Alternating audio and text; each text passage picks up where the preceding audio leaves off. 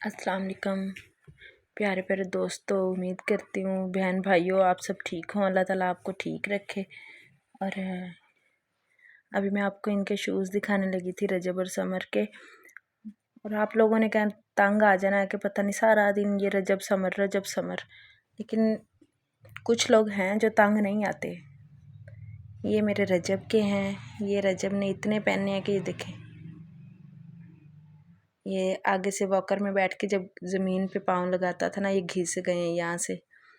ये समर के थे और समर को इस तरह के मिले ही नहीं सेम। फिर ना ये बहुत इजी शूज़ थे, बहुत ज़्यादा नरम थे, सॉफ्ट। और ये थोड़ा सख्त थे, लेकिन फिर मुझे लगा ये सख्त वाले ठीक हैं क्योंकि इसमें ज़रा उनका पाँव टेढ़ा नहीं होता था, सीधा रहता था। ये ग्रिप ऊपर तक आ जाती थी यहाँ से। बहुत ज़्यादा ये पहने हैं। ये उन्होंने ना पूरी सर्दियाँ पिछली पूरी सर्दियाँ में पहने हैं ये। तो अभी ये चीज़ें ही हैं बस मेरे पास। वीडियो तो मैं नहीं बना सकती रजब की, कि मैं कहूँ रजब इधर देखो, रजब आपकी वीडियो बनाऊँ। ये चीज़ें हैं बस, इनकी वीडियो है मेरे पास। और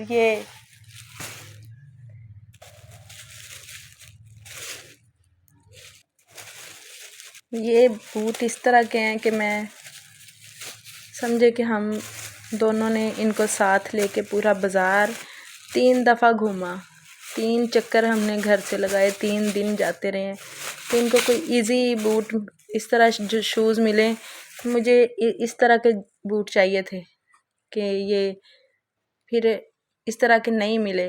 लेकिन ये इतने अच्छे बूट मिले, सॉफ्ट नरम, के ना पहने इतना जब उन्होंने, तो सब कहने लगे ये तो छोटे छोटे मास्टर लग रहे हैं, जैसे ये अभी ना ये क्रिकेट खेलने जा रहे हैं। ये माशाल्लाह से उनके पाँव में इतने अच्छे लगे कि, और देखने में जॉगर टाइप हैं, लेकिन इतने वज़न में हल्के हैं बहुत ही। ये देखें इतने नरम और इतने हल्के बूट हैं। ये बिल्कुल नए हैं, बस 1-2 दफ़ा पहने हैं, वो भी मैंने उठाया ही हुआ था, चलते तो नहीं थे। खैर साफ नए, ज़रा गंदे नहीं हैं। तो अब ये बस पड़े हैं, मैं इनको देख लेती हूँ। और रोज़ देखने की भी हिम्मत नहीं होती कि मैं इनको रोज़ निकाल के देखूँ।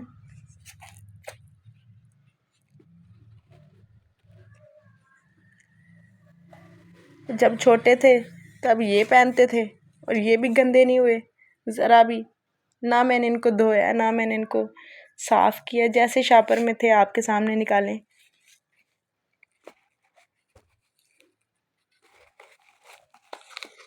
ये क्या, ये रखने लग गई थी मैं पाँव के नीचे, क्योंकि पाँव ऐसे रखने की बजाय ना ऐसे टेढ़े अंदर को कर लेते थे। ये फिर मैं दरमियान में ये सख्त चीज़ रखती थी जिससे उनका पाँव थोड़ा सीधा रहता था। और ये 1 साल के थे जब मैंने लिए, अभी माशाल्लाह 4 साल के होने वाले थे, अभी भी पूरे थे, क्योंकि ग्रोथ ही नहीं थी, ग्रोथ रुक गई थी।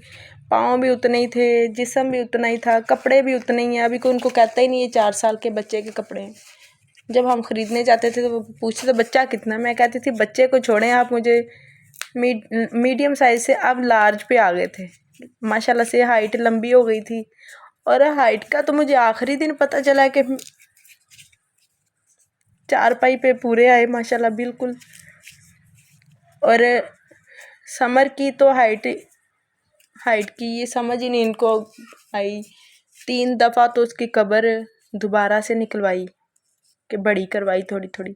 एंड पे जाके जब उसको उसमें डाला गया, उतारा गया कब्र में, तब भी वो छोटी थी। फिर उन्होंने ऊपर से उसको ऐसे बड़ा नहीं किया, उन्होंने अंदर से उसको ज़मीन के अंदर से थोड़ा सा खोद के उसकी टांगें पूरी की।